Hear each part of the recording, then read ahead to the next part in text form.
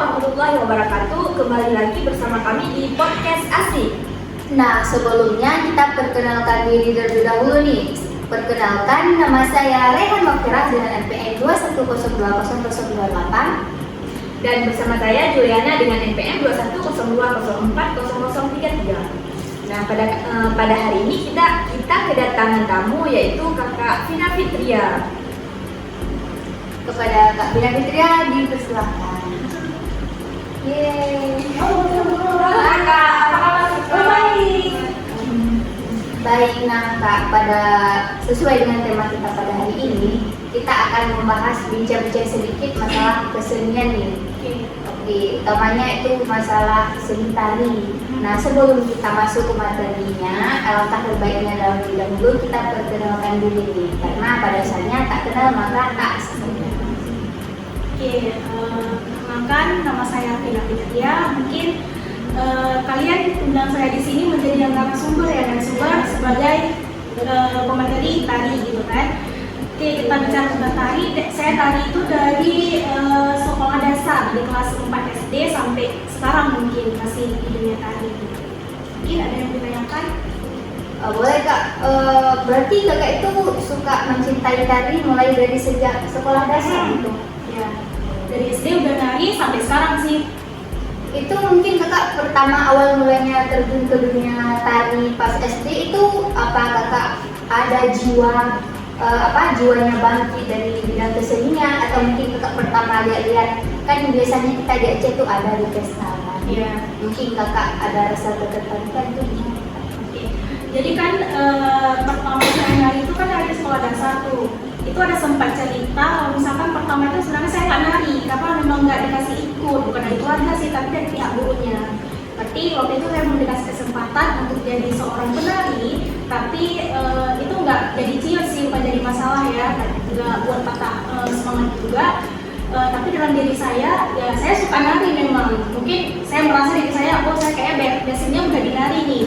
Jadi di kelas 4 SD, di situ pertama kali saya nari. Waktu itu kalau nggak salah eventnya di pesta sih, dari situ.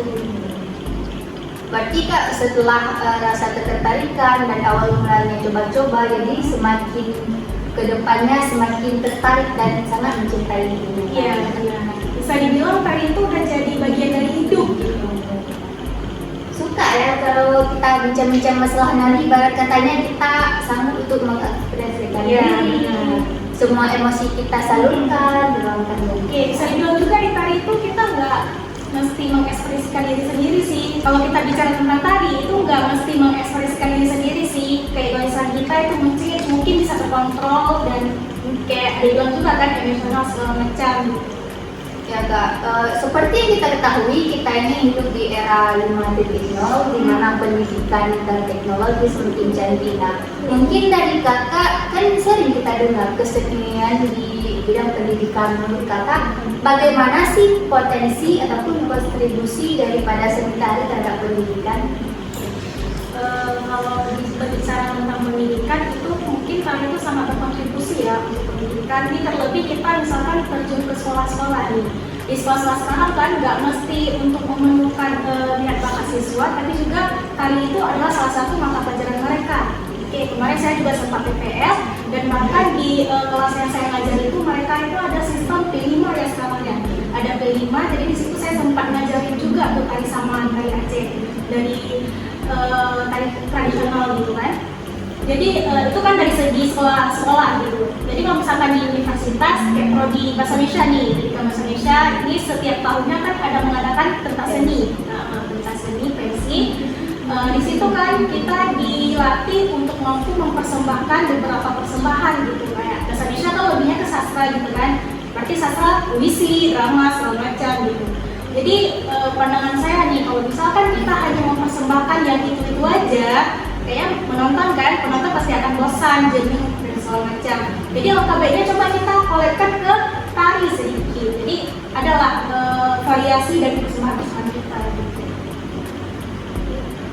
Nah, mungkin berbicara mengenai sastra atau pendidikan bahasa Indonesia nih, Kakak kan insya Allah dengar bulan udah mau wisuda ya? Iya. Insya Allah, Masya Allah, tabarakallah kan.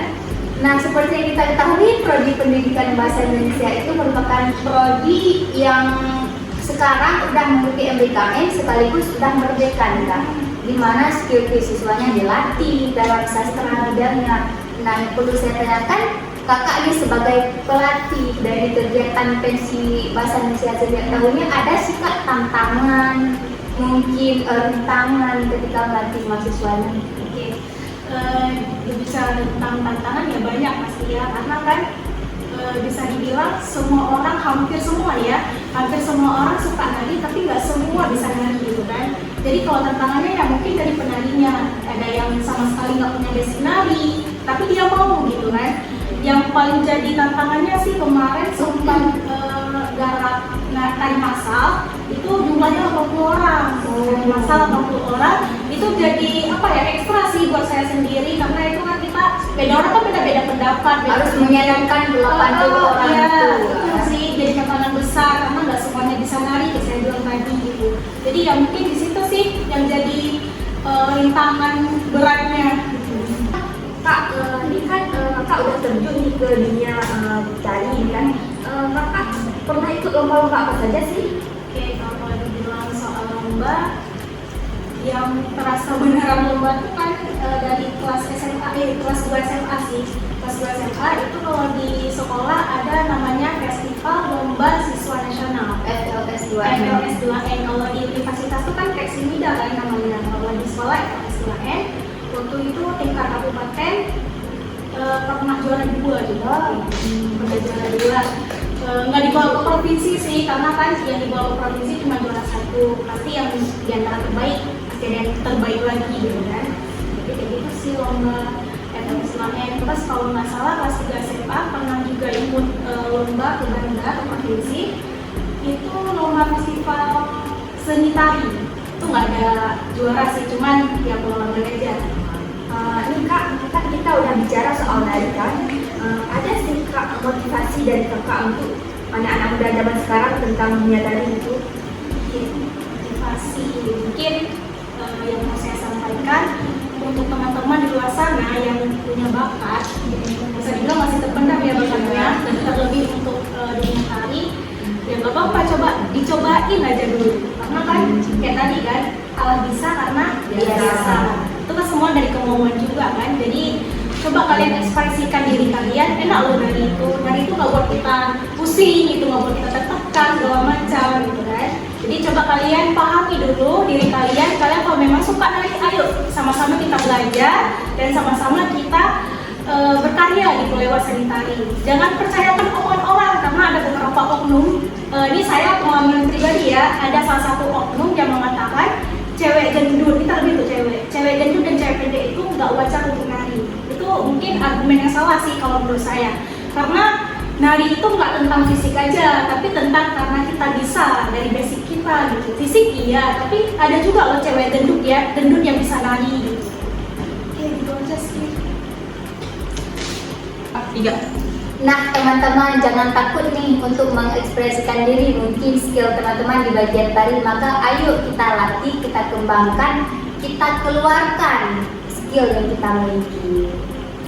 Terima kasih kepada Kak Sina Fitria telah mengikuti undangan kami pada hari ini. Semoga ilmunya berkah kepada kita semua. Amin.